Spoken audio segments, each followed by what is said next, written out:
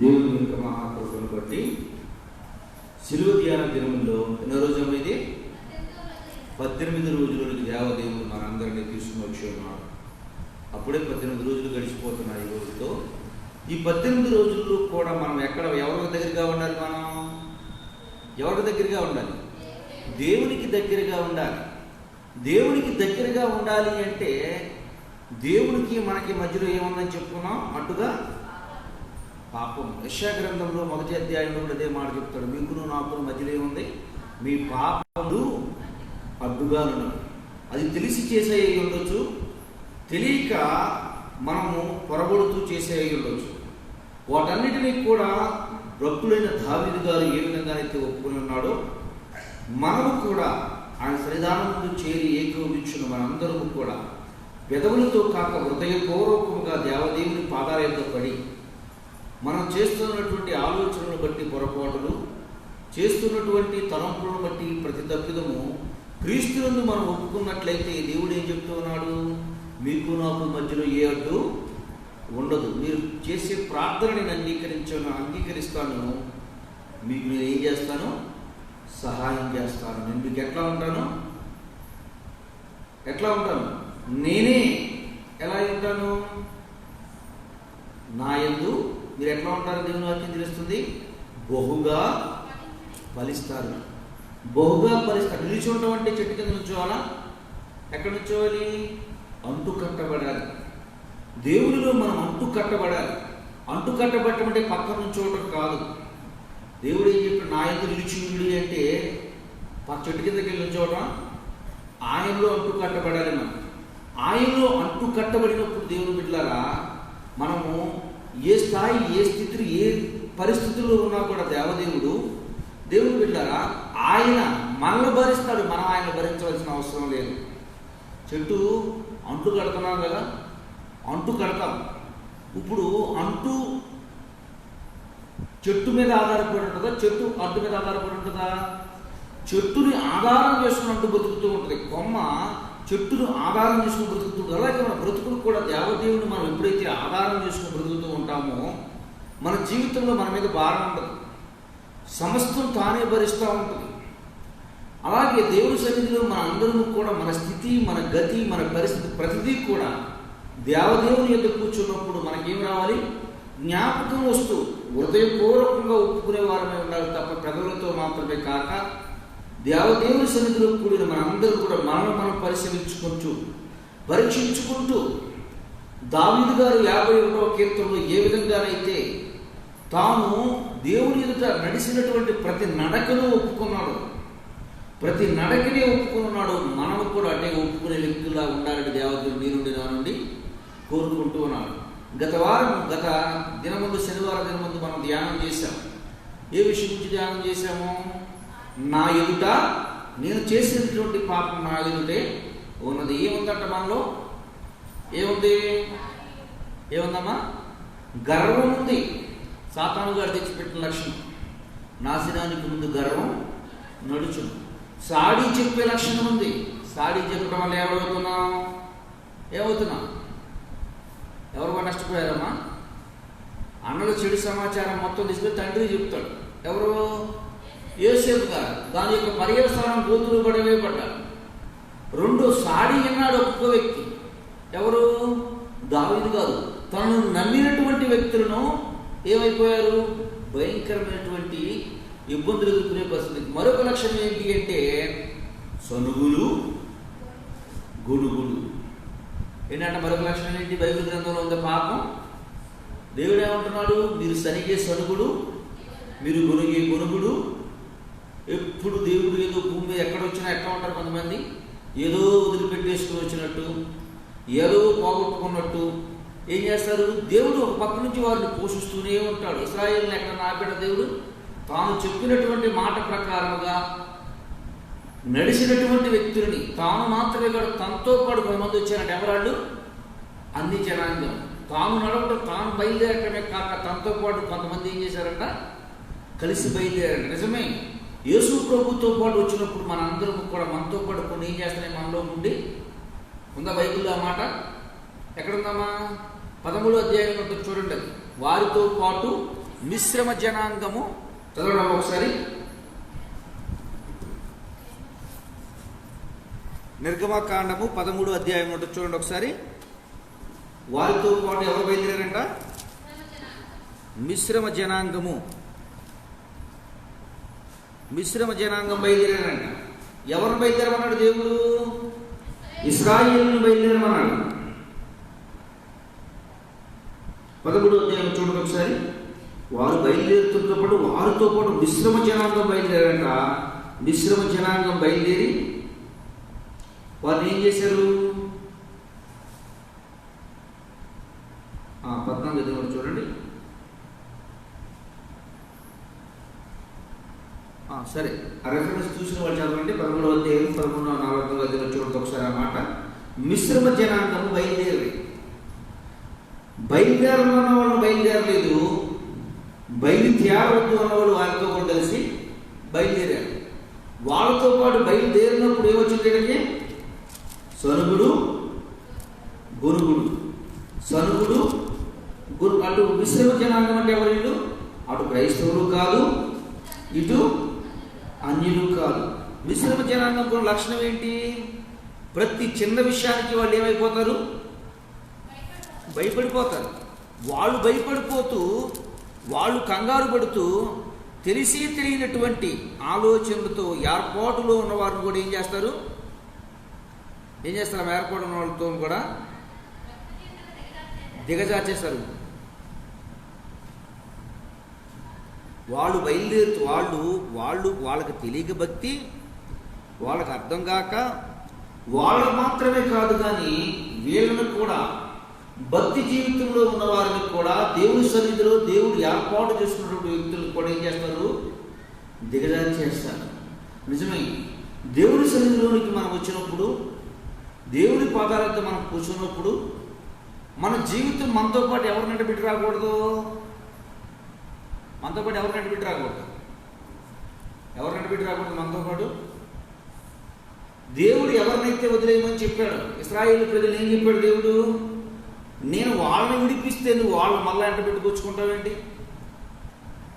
నేను వారి నుండి విడిపించాను, లోకంలో నుండి విడిపించాను, పాపంలో నుండి విడిపించాను, రోగాల నుండి విడిపించాను, బలహీనత నుండి విడిపించాను.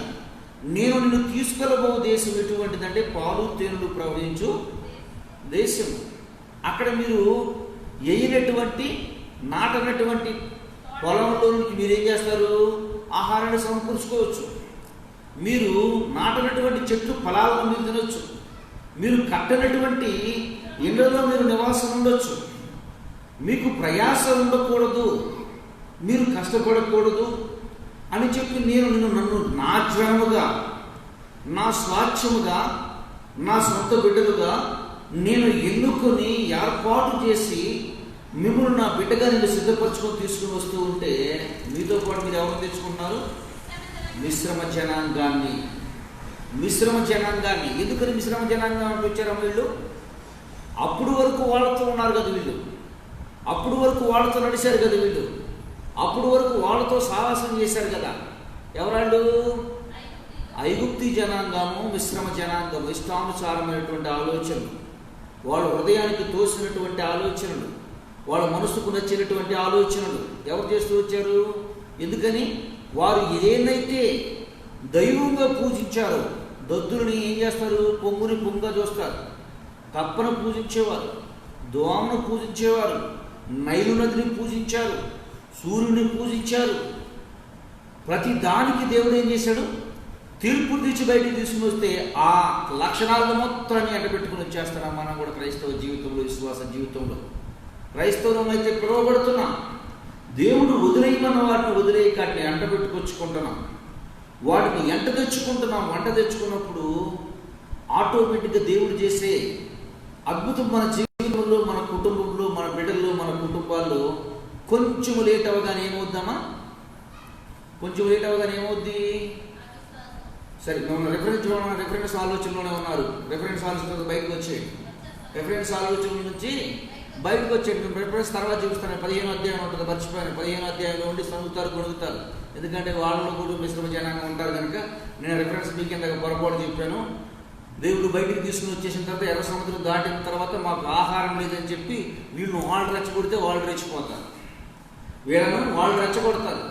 వీళ్ళని వాళ్ళు రెచ్చగొడితే అరే ఎందుకు మన స్థితి ఏంటి, మన బ్రతుకేంటి, మన పరిస్థితి ఏంటి అనే ఆలోచన ఉండదాడు.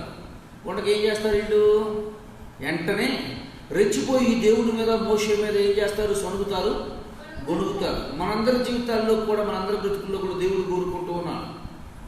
ఇక్కడ చెప్తూ ఉన్నాడు 51వ కీర్తన 2వ వచనం 3వ వచనంలో చివరి మాట, నా పాపం ఎల్లప్పుడూ నా ఎదుటనే ఉన్నది, నీ ఎదురు కాదు నా దగ్గరే ఉంది. ఏం చెప్పుకున్నాం ఇది ఎట్లా ఉందని?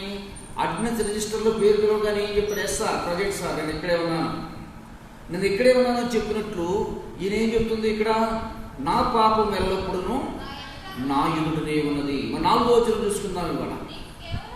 నీకు కేవలము నీకే విరోధముగా నేను పాపం చేసి ఉన్నాను, నీ దృష్టి ఎదుట చెడుతనము చేసి ఉన్నాను, నీతిమంతుడుగా అగపడదు, తీర్పు తెచ్చినప్పుడు నిర్మలముడుగా అగపడదు.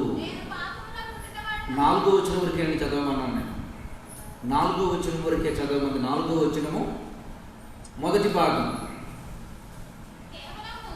కేవలము నీకే విరోధముగా నేను పాపం చేసి ఉన్నాను. ఎందుకు పాపం చేశాడు? పాపం అంటే ఏంటి అసలు? పాపం అంటే ఏంటి? పాపం అంటే ఏంటమ్మా? ఆజ్ఞ అతిక్రమమే పాపం. పాపం అంటే ఏంటి? అవంతో ఏం చెప్పాడు దేవుడు? అవంతో ఏంటో చెప్పాడు దేవుడు? ఆ చెట్టు పండు నీవు తినొద్దు అని చెప్పాడు. ఆదాముతో ఏం చెప్పాడు?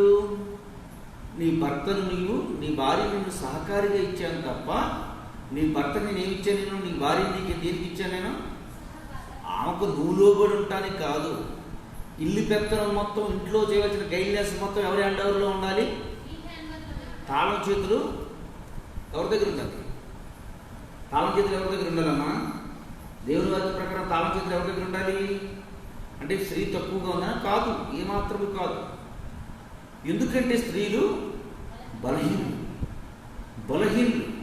బలహీనమైనటువంటి పరిస్థితులు ప్రతి విషయంలో ఏమైపోతారు? తొందరగా కోపడిపోతారంట, తొందరగా నిరసించిపోతారంట. తొందరగా చెప్పిన ఏదైనా ఒక మాట చెప్పి జాగ్రత్త అని చెప్తే అక్కడ ఉంచుకోకుండా ఊరు మొత్తం చెప్పొస్తారంట. ఎందుకని? వాళ్ళ దగ్గర ఉంటే ఏం చేసేది? బాధనైనా కష్టాన్ని ఏం చేసుకోలేదు, వాళ్ళు ఎక్కువసేపు జీర్ణించుకోలేరు, కంట్రోల్ చేసుకోలేరు, కంట్రోల్లో ఉండలేరు. దేవుని వాక్యం అదే చేస్తారు. స్త్రీలు ఎటువంటి వారు? బలహీనమైన ఘటమని ఎరిగి వారితో ఎట్లా ఉండాలి? ఓపికతో జాగ్రత్తగా ఉండాలి, చాలా ఓర్పుతో ఉండాలి, 1కి 10 సార్లు హెచ్చరిస్తూ ఉండాలి, ప్రేమిస్తూ ఉండాలి, ఆదరిస్తూ ఉండాలి. వారిని ఎప్పటికప్పుడు బలపరుస్తూ ఎప్పటికప్పుడు సిద్ధపరుస్తూ ఉండాలని దేవుని వాక్యం తెలియజేస్తూ ఉంది. నీ భార్య బలహీనమైన ఘటమని ఎరిగి, ప్రేమ అంటే ఏంటి అర్థం? ప్రేమ అంటే అర్థం ఏంటి? యేసుప్రభు మనల్ని ఏం చేశాడు?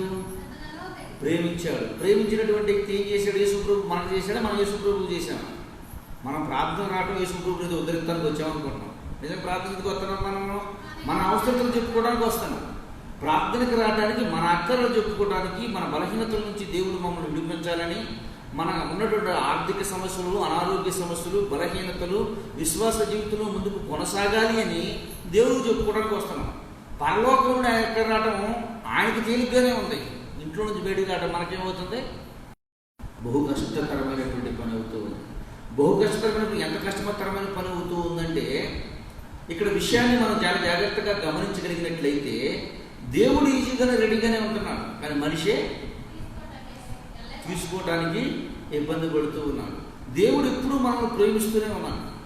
నువ్వు నీ భార్యను కూడా ఎలా ఏం చేయాలి? నీవు దేవుడు ఎలాగైతే నిన్ను ప్రేమిస్తూ ఉన్నాడో, చిన్న చిన్న పొరపాట్లు, తప్పిదములు, తప్పుడుగులు వేసినప్పుడు నిన్ను శిక్షించకుండా తన బిడ్డను ఏ విధంగానైతే ఆదరిస్తూ ప్రేమిస్తూ వస్తున్నాడు, నీ భార్యను కూడా నువ్వేం చేయి? అలాగే ప్రేమించు. అయితే భార్యను ప్రేమించు అన్నాడు తప్ప భార్యకు పెత్తనం ఏమన్నాడు? భార్య చెప్పిన మాట వినమని చెప్పాడా? అంటే భార్య భర్తల గురించి నా ప్రసంగం కాదు. ఆజ్ఞాతిక్రమం అంటే ఏంటో చెప్పడమే నా యొక్క మాట. ఆజ్ఞాతిక్రమం అంటే ఏంటో నేను చెప్పబో మాట. ఏంటమ్మా? పాపం అంటే ఏంటి? అసలు పాపం అంటే ఏంటి? ఇక్కడ ఏమన్నాడు? 4వ వచనంలో ఏమన్నాడమ్మా? నీ ఎదుట నేను నీ ఎదుట మాత్రమే పాపం చేస్తున్నాను. ఎవరు ఎదుట పాపం చేశారంట దావీదు గారు? దేవుని ఎదుట పాపం. అయ్యా, నేను ఎవరికే పాపం చేయలేదు, ఎవరు నా వల్ల నష్టపోలేదు, ఎవరు నేను ఇబ్బందులు పోలేదు, ఎవరు నా గురించి ఇబ్బంది కలగలేదు. నీ ఎదుట ప్రభా, నీ ఎదుట మాత్రమే నేను ఏం చేశాను? పాపం చేశాను. దావీదు గారు చేసిన పాపం ఏంటి? మనం చేస్తున్నటువంటి పాపం ఏంటి? అంశం రాసుకున్న దావీదు గారు చేసినటువంటి పాపం ఏంటి? మనం చేస్తున్నటువంటి పాపం ఏమిటి? మనం చేస్తున్నటువంటి పాపం ఏంటి? దావీదు గారు చేస్తున్నటువంటి పాపం ఏంటి అనే విషయాన్ని టైటిల్గా పెట్టుకోండి, రాసుకోండి. కొద్ది నిమిషంలో మాత్రమే సమయం ఎందుకంటే ఈ కొద్ది నిమిషంలో గబగబా చెప్తాను. దేవుని చిత్తమైతే మన అందరం క్షేమంగా సజీవులుగా ఉంటే వచ్చే రేపు దినమందు మరలా దీన్ని ధ్యానం చేద్దాం. చూడండి, ఆదాము దేవుడు ఏం చెప్పాడు? ఆ పండు తినొద్దు. ఆజ్ఞ అతిక్రమం ఏంటి? పాపము. నీ భర్తను, నువ్వు భార్యను హత్తుకొనుండు, నీ భార్యను ప్రేమించు, నీ భర్త చెప్పినట్టు నీవు విను అని చెప్పాడు. అయితే ఇక్కడ దేవుడు చెప్పినటువంటి మాటను ఆయనలా, దేవుడు చెప్పినటువంటి మాటను తనెల్లా. ఒకటే గుర్తుంచుకోండి, ఇప్పుడైనా మన కుటుంబంలో మన బిడ్డలు మనకు లోబడి ఉండట్లేదు అని అంటే మన తండ్రి చెప్పిన మాట వినట్లేదంతే. ఏ తండ్రి చెప్పిన మాట? యేసయ్య చెప్పిన మాట మనం వినట్లేదు కనుక మన బిడ్డలు మన మాట వినడం లేదు. మనం ఎప్పుడైతే ఆయన మాట వింటాం అన్నీ లైన్ అయిపోతాయి. ఒంట్లో బ్లడ్ ఉందనుకోండి, ఏ రోగమో రాదు. బ్లడ్ లేకపోతే ఏమవుతాయి? కళ్ళు తిరుగుతాయి, కాళ్ళు అవుతాయి, తల తిరుగుద్ది, ఏమవుతామా? నడుము నొప్పి వస్తుంది, బలహీనత వస్తుంది, తల నొప్పి వస్తుంది, జ్వరం వస్తుంటుంది, ఏ పని చేయలేము. ఇప్పుడు లోటు వచ్చింది ఏంటి ఒంట్లో మనిషికి? ఏముండాలి? ఒంటి నిండా పుష్టి రక్తం, ఒంటి నిండా రక్తం దేవుడు ఇచ్చినంత వరకు ఉండాలనుకోండి. అప్పుడు ఏమంటారు? డాక్టర్ గారి దగ్గరికి వెళ్ళగానే ఏం చేస్తారమ్మా? మీ నేల తిరగమంటారు, కళ్ళు చూస్తాడు. డాక్టర్ గారు నాకు ఎందుకు నీరసంగా ఉంటుందంటే అప్పుడు నేల ఒకసారి నోరు తిరుగమ్మా అంటారు. నోరు తిరుగు ఏమేమి చూడడానికైనా తెలిసిపోద్ది. ఒకసారి కళ్ళు తీసి చూస్తాడు, ఏమంటాడు? నీకు మనకు చెప్పకుండా ఏదో రాస్తా ఉంటాడు. డాక్టర్ గారు ఏంటంటే నాకు అడిగితే రక్తం తగ్గిందమ్మా అంటాడు. అంతే కదా, రక్తం తగ్గిందమ్మా అని చెప్తాడు. అదే డాక్టర్ గారు ఒక రక్తం గిన్నె జబ్బులు వస్తాయంటే అన్నీ వస్తాయి, అన్నీ వస్తాయి. ఎందుకని? అది లోపించింది. మన కుటుంబ జీవితాల్లో కూడా కుటుంబం సరిగా ఉండాలి అంటే, కుటుంబము క్రమశిక్షణలో ఉండాలి అంటే, కుటుంబంలో బలహీనతల నుంచి విడిపించబడాలంటే, ఆర్థిక సమస్యలు, అనారోగ్య సమస్యలు, బలహీనతలు, సాతాను సంబంధమైనటువంటి క్రియలు మన గృహంలోనికి ప్రవేశం లేకుండా ఉండాలి అంటే ఏం చేయాలి? ఏముండాలి? వండిన బలంలో నిలబడి కొడతామా? ఎవరుండాలి? యేసయ్య మన ఇంట్లో ఉండాలి. యేసయ్య మన ఇంట్లో ఉండాలంటే ఏం చేయాలి? యేసయ్య మాట మనం వినాలి. యేసయ్య మాట మనం వినాలి. యేసయ్య మాట మనం వింటే యేసయ్య ఏం చెప్తాడంట? మనతో, మన ఇంట్లో వచ్చి మనతో కలిసి ఏం చేస్తాడంటాడు? ఆయన భోజనం చేస్తాడు. ఈయన ఏం చేశాడు ఇక్కడ? ఏం చేశాడు ఇక్కడ? తినొద్దు అని చెప్పాడు. తినొద్దు అని చెప్పాడు, బాగుంది. ఈయన కోసాడా? అమ్మ, ఈయన కోసాడా? ఈయన ఇదే మాట అలా మిస్సెస్ ఆదం గారు అవమ్మ గారికి చెప్పాడు. ఆదం గారు, మిస్సెస్ ఆదం గారు, అంతే కదా. మిస్టర్ ఆదం గారు ఈయనైతే, మిస్సెస్ ఆదం గారు ఆమెకు. ఈ మిస్సెస్ ఆదం గారు ఏం చేశారు? పనికిమానుడు చెప్పిన మాట విన్నారు, దేవుడు చెప్పిన మాట విన్నారు. పనికిమానుడు వచ్చి ఏం చెప్పాడు? అది ఎంతో టేస్టీకరంగా ఉంటుంది. కొంతమందికి స్వచ్ఛ సలహాలు ఇస్తారు, వాళ్ళకి తెలియదు. కొంతమందికి తెలిసి కూడా ఇస్తుంటారు స్వచ్ఛ సలహాలు. వచ్చి సాతాను ఏం చెప్తుంది? నేను స్వచ్ఛ మాటలు చెప్తున్నాను మీకు, నేను బైబిల్లో ఉన్న మాటనా? దేవుడి వాక్యము, దేవుడు చెప్పినటువంటి మాటను పక్కకు డైవర్ట్ చేసే ఏ మనిషి మాట అయినా, దేవుడి వాక్యం ఏం చెప్తుందంటే, అపోస్తలుడు పౌలు గారు అంటాడు, మేము ప్రకటించిన ఈ సువార్త కాక మరి ఒక సువార్త ఎవడైనా ప్రకటించిన ఎడలా, ఎవరాడు? పరలోకం నుండి ఒక దూతైనా ప్రకటించిన ఎడలా శాపగ్రస్తుడు. ఏ సువార్త? యేసు ప్రభు ఈ లోకానికి దేవుడు దేవుడుగా కాక మనిషిగా వచ్చాడు. దేవుడు దేవుడుగా వస్తే మనిషి ఆ పరిశుద్ధ ఎదుట తట్టుకొనలేడు.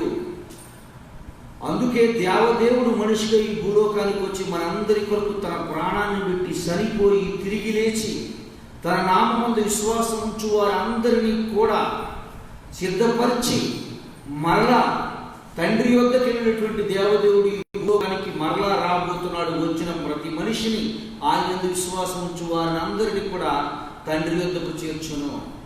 ఈ సువార్తను కాక మరి ఒక సువార్తను మేమైనను పరలోకమందులో ఒక దూతైనను ప్రకటించిన వాడు ఎవరన్నాడు దేవుని వాక్యము? శాపగ్రస్తుడు. ఏ సువార్త ప్రకటించాలి? మనము యేసయ్య సువార్త ప్రకటించాలి. యేసయ్య నా కొరకు నీ కొరకు మనిషిగా వచ్చాడు, మానవుడిగా వచ్చాడు. దేవుడుగా కాక మానవ రూపంలో నా శరీర రక్త మాంసాలు లేనటువంటి భూలోకానికి వచ్చాడు. మానవుడిగా జీవించాడు, మానవుడిగా చనిపోయాడు, మానవుడిగా దేవుడిగా తిరిగి లేచాడు. మరలా దేవదేవుడిగా ఈ భూలోకానికి వస్తూ ఉన్నాడు. మానవుడిగా ఉన్న ప్రతి ఒక్కరూ ఆయన విశ్వాసం నుంచి వారి నిత్య జీవంలోనికి తీసుకుని పోతాడు. ఈ సువార్తలో ఒకటి కలిపినా ఒకటి తీసినా నిత్య జీవంలో వాడికి ఏమంటుంది? దేవుని వాక్యం చెప్తుంది, పాలు ఉండదు. ఈ సువార్తలో కలిపే సువార్తలు అనేకము బయలుదేరుతూ ఉన్నాయి. వారందరూ చూడు మనకు అనవసరం. కానీ దైవ గ్రంథంలో సంగతులే మనకు ప్రాముఖ్యము. ఆ మాటలే మనకు నిత్య జీవములకు దారి. చూడండి, దేవుడు చెప్పినటువంటి మాట దేవుడు ఆదాము గారికి చెప్పాడు. ఆదాము గారు తన భార్యకి చెప్పాడు. అయితే ఇప్పుడు భార్య ఆదాము గారి మాట దేవుని మాటనాలా, ఎవడో పనికిమాలోడు మాటనాలా? పనికిమాలోడు మాట ఉంది. పనికిమాలోడు మాట ఎన్నటువంటిది తను చనిపోయింది, పాడైపోయింది, పాపం తెచ్చుకుంది. ఇప్పుడు ఆదాము గారి దగ్గరికి తీసుకుని వచ్చింది. ఇప్పుడే నేను ఆలోచన రావాలి కదా. చేసేసేసిన తరువాత, తినేసేసేసిన తరువాత, దేవుడు పిలిచిన తరువాత అప్పుడు అంటూ ఉన్నాడు, ఆదామా నువ్వెక్కడా? అయ్యా, నువ్వు చెయ్యొద్దన్న పని నేను ఆల్రెడీ చేసేసాను. ఆల్రెడీ శాపం పాపం తెచ్చేసుకున్నాను. పాపం అంటే ఏంటప్పుడు? ఆజ్ఞ అతిక్రమమే పాపం. మరి దావీదు గారు ఏం ఆజ్ఞ అతిక్రమించాడు? దేవుడు చెప్పాడు దావీదు గారితో, నా చిత్తానుసారమైన మనుషులను నేను కనుగొంటిని. ఏంటి ఆయన చిత్తము? యథార్థంగా జీవించటం. అంత క్రితం ఆయన చిత్తానుసారంగా చేయనటువంటి ఒక వ్యక్తి ఉన్నాడు. ఎవరైనా? సౌలు. ఆయన చిత్తాన్ని చేయలేదు, ఈయన ఇష్టాన్ని చేసుకున్నాడు. తన చూపుకి తన కంటికి ఏది రమ్యంగా ఉందో అదే పని చేశాడు. చిత్తానుసారమైనటువంటి మనిషి అని ఆయన నియమిస్తే దేవుని చిత్తాన్ని కాక తన స్వచిత్తాన్ని నెరవేర్చుకున్నాడు. తన స్వచిత్తాన్ని నెరవేర్చుకుని దేవుని ఎదుట ఏం చేశాడు? అయ్యా, నేను మనుషులకు చేసిన అన్యాయం కంటే, మనుషులకు చేశాను అనే దానికంటే కూడా ప్రభువా ఎవరు చేశాను? నీ అంత నమ్మక ద్రోహి లేడురా అంటారు. అంతే కదా అనేది? నీ అంత నమ్మక ద్రోహి లేడురా అంటారు. ఎప్పుడు అంటారు? ఒక మనిషిని బాగా నమ్మి ఒక 100 ఎకరాలు భూమి లేదా వ్యవసాయం, మనకు అర్థమయ్యే రీతిలో చెప్పాలంటే, చుట్టూ ఫినిషింగ్ వేయించి దాంట్లో శ్రేష్టకరమైన పంట వేసి ఒక 10 మంది కూలీలను పెట్టి తాళాలు నీకు ఇచ్చి 10 సంవత్సరాల తర్వాత నేను తిరిగి వస్తాను, ఈ 10 మంది కూలీలతో నువ్వు పని చేయించుకో, మధ్యలో చక్కని ఒక డూప్లెక్స్ హౌస్ కట్టించుకో, ఒక చక్కని కారు తెచ్చుకో, మంచి కారు ఉన్నాడు, దాంట్లో ఇంట్లో ఏసీ పెట్టుకో, ప్రశాంతంగా వారితో పని చేయించుకుంటూ దాని క్షేమంగా ఉండు. నువ్వు తిన్నంత వరకు తిని, నీ అవసరాలు మొత్తం తీరినంత వరకు నీ బిడ్డలకు నీకు సర్వ సమృద్ధితో తిని చెట్లను మొత్తాన్ని శుభ్రంగా జాగ్రత్త చేసుకో, నీట్గా ఉంచు, పనిని శుభ్రంగా చేయించు, నువ్వు మాత్రం మెయింటెనెన్స్ మాత్రమే ఇది, శుభ్రంగా జీవించు అని చెప్పినటువంటి యజమాని ఏరే చోట ఉంటే చుట్టూ సీసీ కెమెరాలు పెట్టుండి ఏం చేస్తున్నాడో అని చెప్పి యజమానుడు చూస్తున్నాడనే విషయం కూడా తనకు తెలిసిండి పని చేయక, మొక్కలను పట్టించుకోక, వచ్చినట్టు తన దగ్గర దాసుడుగా పనిచేసి ఏ వ్యక్తికి సరైన ఆహారం పెట్టక, మొక్కలను మొత్తం నాశనం అయిపోతూ, ఆ పక్కన ఈ పక్కన నుండి భూమి నా చేతిలోనే ఉంది కదా చుట్టూ అమ్మేసుకుంటూ వస్తూ, తాను ఇచ్చినప్పుడు పరిశుద్ధంగా పరిపూర్ణంగా నీటిగా ఉంచినటువంటి శ్రేష్టకరమైనటువంటి తోటను, శ్రేష్టకరమైనటువంటి పంటను అడవు పందులు, ఎద్దులు, మృగాలు అన్నిటికీ కేంద్ర బిందువై ఉండేది. సర్వ పాపాలకి కారణమై ఉన్నటువంటి ఆ తోటలోకి వచ్చి మొట్టమొదటి చెప్పినప్పుడు ఆయన చూసి నీ ఇచ్చినటువంటి భూమి ఎలా ఉంది, ఇప్పుడు ఎలా ఉందంటే ఏం చెప్తాడు? అతను ఏం చెప్పగలడు? ఆయన ఏం చెప్తాడు? ఈయన అయినా సరే నేను నిన్ను ప్రేమిస్తున్నాను, నిన్ను నేను క్షమిస్తాను అంటే ఇప్పుడు ఎవరైతే ఆయన అన్యాయం చేసినట్టు, ఎవరికి పాపం చేసినట్టు, ఎవరి దృష్టిలో పాపం చేసినట్టు? యజమాని ఎదుట నేను పాపం చేశాను. తనను తాను పాపం చేసుకున్నాడు, తను పోగొట్టుకున్నాడు, తను కోల్పోయాడు, తను నష్టపరుచుకున్నాడు. ఎట్లా నష్టపరుచుకున్నాడు? తనకెవరి అధికారాన్ని నష్టపరుచుకున్నాడు, తన కుటుంబాన్ని, తన బిడ్డలను, తన తోటున్న వారందరినీ నష్టపరిచాడు. కానీ అంటూ ఉన్నాడు, ఏమంటున్నాడు చెప్పండి? అయ్యా, నాకు పోయిన దాన్ని నేను పోగొట్టుకున్న దానికన్నిటికంటే భయంకరమైన పాపం ఏంటో చెప్పమంటావా? నువ్వు నా మీద పెట్టుకున్నటువంటి నమ్మకాన్ని నేను పాడు చేశాను. వీళ్ళందరికీ చేసిన పాపం, వీళ్ళందరికీ చేసిన తప్పు కంటే అయ్యా నీళ్ళు నేను చేసిన పాపము బహుఘోరాతి ఘోరమైనటువంటి పాపం. ఇదే కదా చెప్తున్నాడు దావీదు గారు, ఇదే కదా ఆయన మాట్లాడుతూ ఉన్నాడు. అయ్యా నువ్వు నమ్మావు, ఎక్కడో పనికిమాల జీవితం జీవించే నా జీవితానికి ఉన్నతమైన స్థానంలో పెట్టి రాజుగా నియమించి, ఎక్కడికి వెళ్ళినా నాకు విజయాన్ని ఇచ్చి, ఎక్కడికి వెళ్ళినా ఉన్నతమైన స్థానంలో నన్ను నిలబెడితే, నా స్థితిని, నా పరిస్థితిని నేను మర్చిపోయి మరలా రాజు కంటే ఘోరమైనటువంటి పాపం చేశాను. చూసావా దేవా? వాళ్ళందరికంటే ఎక్కువ కీడు చేసింది ఎవరికి చెప్పమంటావా? వాళ్ళందరికంటే ఎక్కువ తప్పిదం చేసింది ఎవరికి? ఎవరి దృష్టికి? నీ దృష్టికి. నీ ఎదుటే నేను పాపం చేశాను, నీ ఎదుటే ప్రభు నేను పాపం చేశాను. ఎంత ఎంత హృదయపూర్వకంగా పాపాన్ని ఒప్పుకున్నాడో చూడండి. నేను ఎవరు పాపం చేశాను ప్రభా?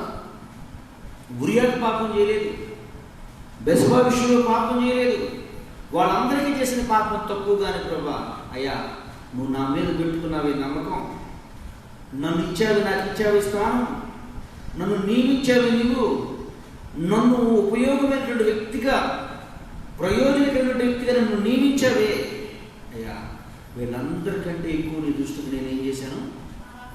పాపం చేశాను. చూడండి, అందుకే ఆయన క్షమించబడ్డాడు, అందుకే ఆయన క్షమాపణ దొరికింది, అందుకే దేవదేవుడు అతన్ని క్షమించి వదిలివేశాడు. దేవుడు బిడ్డగా నువ్వు నేను చేసే పాపం ఎలా ఉంటుందో చెప్పండి. నువ్వు నేను చేసే పాపం ఎలా ఉంటుంది? ఎట్లా ఉండగలం మనం? ఎట్లా ఉంటుందో చెప్పండి. ఎలా ఉంటుంది నీకు నేను చేసే పాపం? దేవుడు మనలను ప్రేమించి మన పట్ల అపరిమితమైన ప్రేమ, ఇంకా దావీదు గారి ప్రేమ కంటే మనది చాలా చాలా చాలా ప్రాముఖ్యమైనటువంటి ప్రేమ. దావీదు గారు తన తప్పిదముల కోసం ఎన్నో పాటలు పాడాడు, ఎన్నో పాటలు పాడి ఎన్నో అవమానాలు ఎదుర్కొన్నాడు, ఎన్నో బాధలు పడ్డాడు, ఎన్నో ఇబ్బందులు పడ్డాడు. ఆ సమయంలో తాను హెచ్చించినటువంటి వ్యక్తి తాను స్థితిని, గతిని, పరిస్థితిని పూర్తిగా తాను మర్చిపోయి ఒకసారి అడుగు పక్కకి వేసేసి మరలా ఒప్పుకొని జీవితంలో మరలా ఆ పాపం వైపుకి తిరిగి చూడాలి. మరి నీ స్థితి, నా స్థితి ఏంటి? ఇక్కడ ఒప్పుకుంటున్నాం, బయటికి వెళ్ళి తప్పుకుంటున్నాం, లేదా తప్పుకుంటున్నాం. మనం తప్పుకోవడమేగా, తప్పుకున్నాం, మరలా వస్తున్నాం, మరలా తప్పుకున్నాం, మరలా కప్పుకుంటున్నాం. ఒప్పుకోవడంలో హృదయపూర్వకంగా ఒప్పుకోవడం. ఏ మనిషి అయితే హృదయపూర్వకంగా దేవుణ్ణి ఒప్పుకుంటాడో తన తప్పిదాన్ని, తన పాపాన్ని ఎప్పటికీ పాపం చేయడు, ఎప్పటికీ చేయడు. ఎందుకు చెప్తున్నానంటే నా అనుభవంతో చెప్తున్నాను. నేను హృదయపూర్వకంగా తను చేసింది తప్పుని దేవుని సన్నిధిలో తెలిసినప్పుడు, దేవుడు ఎరిగినప్పుడు, గ్రంథంలో చూసినప్పుడు ఎన్నటికీ కూడా మరలా ఆ పాపం వైపు చూసి ఏం చేసుకుంటాడు? తనను తాను అసహించుకుని ఆ పాపం వైపుకి ఎప్పటికీ చోటు ఇవ్వడు. ఆ పాపం వైపు మరలా ప్రేరేపణ కూడా కలిగేటువంటి వ్యక్తిగా బ్రతకడు. దేవుని బిడ్డలారా, ఇక్కడ దావీదు గారు హృదయపూర్వకంగా ఒప్పుకున్నాడు, క్షమాపణ పొందాడు. నువ్వు హృదయపూర్వకంగా ఒప్పుకున్నప్పటికీ దేవుడిని ఏం చేస్తున్నాడు? రోజు రోజుకి క్షమిస్తూనే ఉన్నాడు. మాటలో తప్పిపోతున్నాం, మాట హృదయపూర్వకంగా మనం చేసేది యాక్షన్ అని తెలుసు, యాక్షన్తో దేవుడి దగ్గర ఒప్పుకున్నామో తెలుసు, అయినా నిన్ను ప్రేమిస్తున్నాడు, నీ పట్ల ప్రేమ కలిగి ఉన్నాడు. నువ్వు మాట్లాడే మాట దేవుడి సన్నిధిలో నువ్వు ఒప్పుకుంటే హృదయం నుంచి రావట్లేదు, నోటి నుంచే వస్తుందని తెలుసు, అయినా దేవుడు ఏం చేస్తున్నాడు? క్షమిస్తున్నాడు. ఎందుకు క్షమిస్తున్నాడు? రుజువు ఏంటంటే నా ఆయుష్కాలం పెరుగుతూ ఉంది, రోజు పెరుగుతూ ఉంది, రోజులు గడిచిపోతూ ఉన్నాయి. హృదయపూర్వకం ఒప్పుకోవట్లేదని తెలుసు, క్షమిస్తూ ఉన్నాడు. బయటికి వెళ్ళిన తర్వాత మనం ఈ తప్పు విషయమే ఒప్పుకున్నాం, ఈ తప్పు మనం చేయనని దేవుడి సన్నిధిలో ఒక తీర్మానం చేసుకున్నాం అన్న మరలా అదే పాపం చేస్తున్నాం.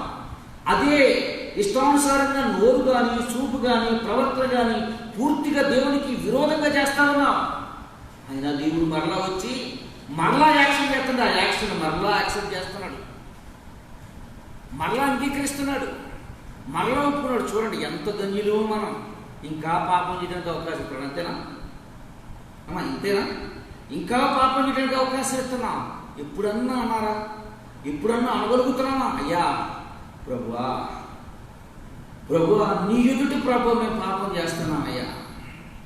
లోకంలో చేసేవాడు అందరి సంగతి వదిలేసే ప్రభు, ఎందుకంటే లోకంలో నాకు ప్రాణాన్ని ఇవ్వట్లేదు ఇస్తున్నారా? లోకం మనం రాసే ట్యాబ్లెట్ మీద RX ఉంటుంది. I'm rejected God.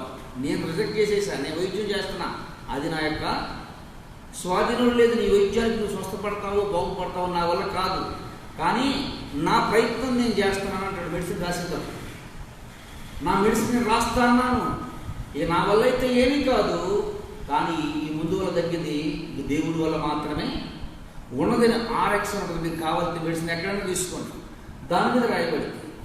చూడండి దేవుడు కూడా నిజంగా ఎంతగా మనం ప్రేమిస్తున్నాడో, ఎంతగా మనం యాక్షన్ చేస్తున్నాము. నిజం చెప్పాలి అంటే మనకి సినిమాల్లో అవకాశాలు రాక కానీ వాళ్ళ బొంద వాళ్ళు ఏమి యాక్షన్ చేస్తారు? వాళ్ళు యాక్షన్ చేయగలరు చెప్పండి? వాళ్ళు స్క్రీన్ ముందు యాక్షన్ చేస్తున్నారు, రోజు రోజుకి యాక్షన్ చేస్తూనే ఉన్నాం, రోజు రోజుకి యాక్షన్ చేస్తూనే ఉన్నాం. వాళ్ళకి ఒక కెమెరా యాక్షన్ ఉంది, మనకు చుట్టూ కెమెరాలు ఉంటూనే ఉన్నాయి. ఆకాశమా ఆలకించుము, భూమి పిచ్చోళ్ళు చేసేది నాకు కనపట్లేదు అనుకుంటున్నారు వాళ్ళు. వాళ్ళు ఎలా బతుకుతున్నారో నాకు కనపట్లేదు అనుకుంటున్నారు. ఆ యాక్షన్ ఏంటో నేను చూడలేదు అనుకుంటున్నారు, నాకు చూస్తూనే ఉన్నాను నేను. అయ్యా నీ ఎదుటి ప్రభు నేను పాపం చేశాను, ఒప్పుకోగలుగుతున్నా? నిజం చెప్తున్నాను, హృదయపూర్వకంగా ఒప్పుకోండి. హృదయపూర్వకంగా ఎవడైతే ఒప్పుకుంటాడో పాపానికి జీవితంలో మళ్ళీ ఆ వైపు చూడటం అసలు ఆ తలంపు కూడా రాదు మనలో. ఎందుకంటే పశ్చాత్తాపం హృదయంలో ఉంటుంది. ఆ పశ్చాత్తాపం హృదయంలో ఉండి ఏం చేస్తుంటే ఆ వైపుకి వెళ్ళగానే ఆటోమేటిక్గా రే నా దేవుడు నన్ను చూస్తున్నాడు, నా దేవుడి దృష్టిలో నేను విరోధంగా నేను పాపం చేస్తున్నాను, నా దేవుడి దృష్టిలో నేను అపరాధిగా మిగిలిపోతాను. అపరాధ భావంతో చేసింది పదే పదే గుర్తొచ్చుకుంటూ దాని వైపుకు ఆలోచన రావాలంటే నేను మనిషి ఏమవుతాడు? గ్రాస్ ట్రబుల్కి సైకలాజికల్ ఫీలింగ్ ఉంటుంది అంట. ఎందుకంటే చిన్నప్పుడు మనందరికీ దిష్టి తీసిన అలవాటు ఉంది. ఎప్పుడు దిష్టి తెలియదు మనకి? మంచి కొత్త బట్టలు కట్టుకోగానే ఇంట్లో మంచి ఆయిల్ ఫుడ్, గారెలు, మంచి నాటుకోడు, ఇప్పుడంటే బయలుదేరి అప్పుడేయడం వెళ్ళండి, నాటుకోడు వేసి గారెలు వేసుకొని తినగానే తినదాని మీద మంచినీళ్ళు దాకుండా ఊరు మొత్తం తిరిగి వచ్చేవాళ్ళం మనం. ఇది తిరిగి రాగానే ఏమయ్యేది అంటే నీళ్ళు కరెక్ట్ బాడీకి అందక తలనొప్పు ఇదో అయ్యేది. ఈ కారణం ఇప్పుడంటే గ్యాస్ ట్రబుల్ వేసినప్పుడు తెలిసేది కాదు కదా. వచ్చి రాగానే అమ్మ కిరకిరా తిప్పి దాంట్లో పెట్టేది, మూకి బియ్యు లాగేది నీళ్ళకి. అమ్మమ్మమ్మో నా బిడ్డకి అదేంటో విచిత్రం, ఇది తిప్పి దాంట్లో పెట్టగానే టక్కన తగ్గిపోయేది. ఏంటని అడిగితే గ్యాస్ ట్రబుల్ కూడా అంతేనండి. గ్యాస్ ట్రబుల్ కూడా ఒక ట్యాబ్లెట్ గొంతులో పడంగానే ఏమైపోతుంది? ఆటోమేటిక్గా తగ్గిపోద్ది. గ్యాస్కు ఉన్నటువంటి లక్షణం అదంట. అది డ్రర్రం లాగేసింది మన తరలో జొంట్లో నుంచి. అట్లాగే విషయం ఏంటి అంటే లక్షణం, మన విధానం ఏంటి అంటే అది ఒక భ్రమలో ఉంటే ఆటోమేటిక్గా అది జరిగిపోతుంది. ఎందుకని? చెయ్యిలో అవుతుందని నిదానం గ్యాస్ ట్రబుల్ అనిపించింది అనుకోండి, ఇది గ్యాస్ ట్రబుల్లో ఏం జరగలేదు అని అనుకుంటే ఏముండదు. నా చెయ్యిలో అవుతుంది, నా చెయ్యిలో అవుతుంది, నా చెయ్యిలో అవుతుంది, తెల్లవారు కదా 3 రోజులు కూడా చెయ్యిలాగటం మాకు గ్యాస్ ట్రబుల్ ఉన్నటువంటి లక్షణం అది. ఎందుకని? ఆల్రెడీ అది హృదయంలో ఉంది. అరే దేవుని విషయంలో వాక్యం ఎందుకు హృదయంలో ఉండట్లేదు మనకి? పాప భీతి లేదు మనకి, పాపం పట్ల భయం లేదు మనకి. పాపం పట్ల భయం ఉందో, భయం ఉన్నదనుకో దేవుని ఎదుట నేను పాపం చేస్తాను. ఇక్కడ అంటున్నాడు ఈయన, అయ్యా నీ ఎదుటే నువ్వు చూస్తూ ఉండగానే, ఎదుటంటే అర్థం ఏంటి? చదువుతారు సార్ మళ్ళీ.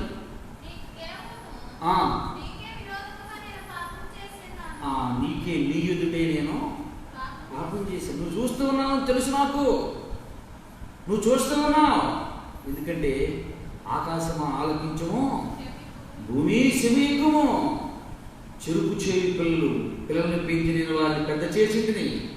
ఎద్దు తన సొంత దిద్దును ఎరుగును, కామందును ఎరుగును, గాడిద తన సొంత తొట్టిని ఎరుగును. తెలుసు వాటికి, వీళ్ళకి సర్ప సంతానమా, చెరుపు చేయి పిల్లలారా, మీకు శ్రమ, మీకు శ్రమ. మీకు కావాలి యెషయా మొదటి అధ్యాయంలో చూసుకోండి, మీకు ఉంటాయి ఈ మాటలు. సర్ప సంతానమా, చెరుపు చేయి పిల్లలారా, మీకు శ్రమ. దేవుడు అంటూ ఉన్నాడు, ఈయన ఒప్పుకుంటున్నాడు. ఎప్పుడన్నా మాకు ఆ ప్రార్థన వచ్చిందో చెప్పండి. ప్రభు అనే ప్రార్థన అంతే, యేసు ప్రభు ప్రార్థన అన్నా ఇక అయిపోయింది. నాది ఆ పాపం నిమిత్తం పశ్చాత్తాపడతా ఉన్నా.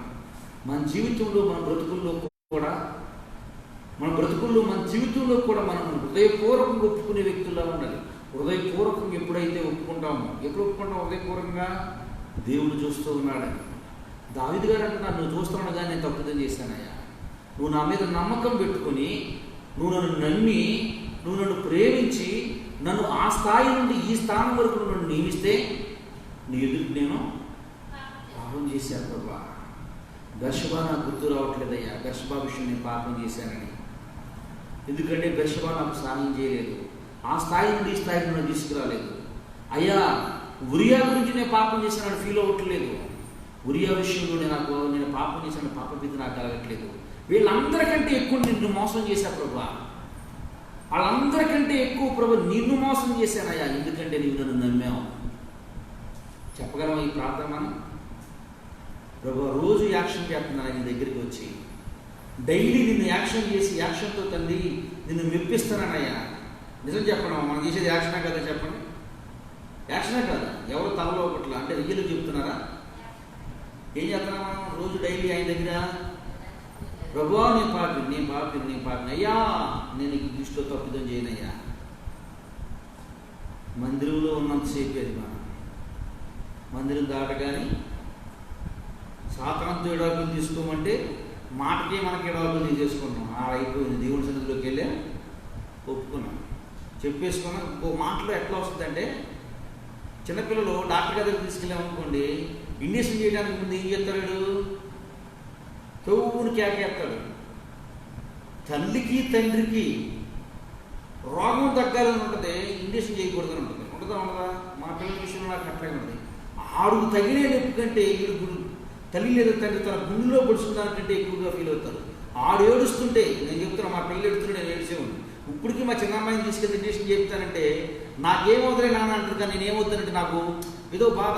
చూడండి, రోగం తగ్గడానికి గుచ్చే తప్పులు ఒకవేళ శ్రమ తెచ్చిన దేవుడు ఎంత ఏడుస్తున్నాడో తెలుసా నీకు నాకు?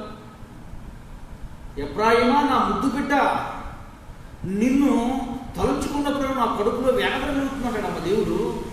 నువ్వు తలంచుకున్నప్పుడల్లా నా కడుపులో వేదన కలుగుతుంది. ఎర్మే గ్రంథంలో ఉంటుంది ఈ మాట. ఎఫ్రాయిమా నా ముద్దు బిడ్డ, నీకు ఇంజక్షన్ గొడిపించకపోతే నీకు రోగం తగ్గదు. వచ్చే శ్రమలో రోగాలు ఎందుకు వస్తున్నాయంటే మనకి ఇంజక్షన్ అది తగలకపోతే మనలో ఏం రాదు. శ్రమ తరగం కానీ బాధ తరగం కానీ ఊరికి ఆట పెడతాం, ఏసయ్యా నువ్వు పొడుసునందుకు ఆయన ఎంత ఏడుస్తున్నాడు అక్కడ. ఇప్పుడు డాక్టర్ గారి దగ్గర డైరెక్టర్ పిల్లలు నడిచారు అక్కడ, తీసుకెళ్ళి అప్పు చెప్తాం మనం పొడుగు అని. దేవుడు కూడా ఏం చెప్తాడు మనల్ని? శ్రమ కాపుతాడు. పొడిసేటప్పుడు పగతో ఉంటుంది ఏ తల్లి. ఏ బిడ్డని కూడా నువ్వు వెళ్ళి పొడిసేయ నా బిడ్డని ఇంజక్షన్తో అని చెప్పి అనరు.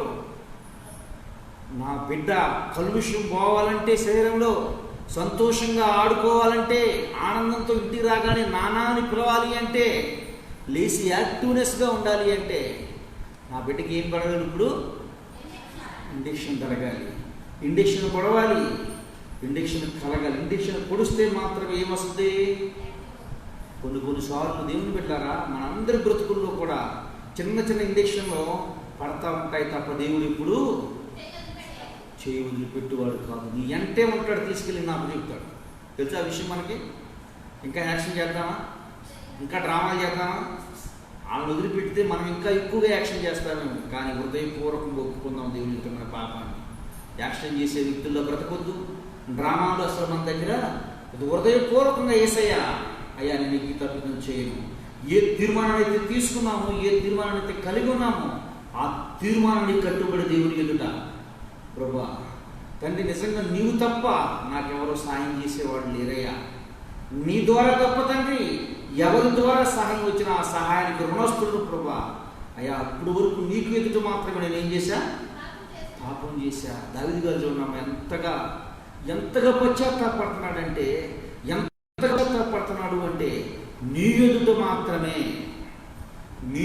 మాత్రమే నేను వీళ్ళందరికీ చేసినటువంటి అతిక్రమం కంటే ప్రభా నీ ఎదురు చేసిన అతిక్రమం నన్ను బాగా బాధిస్తూ ఉంది ప్రభా.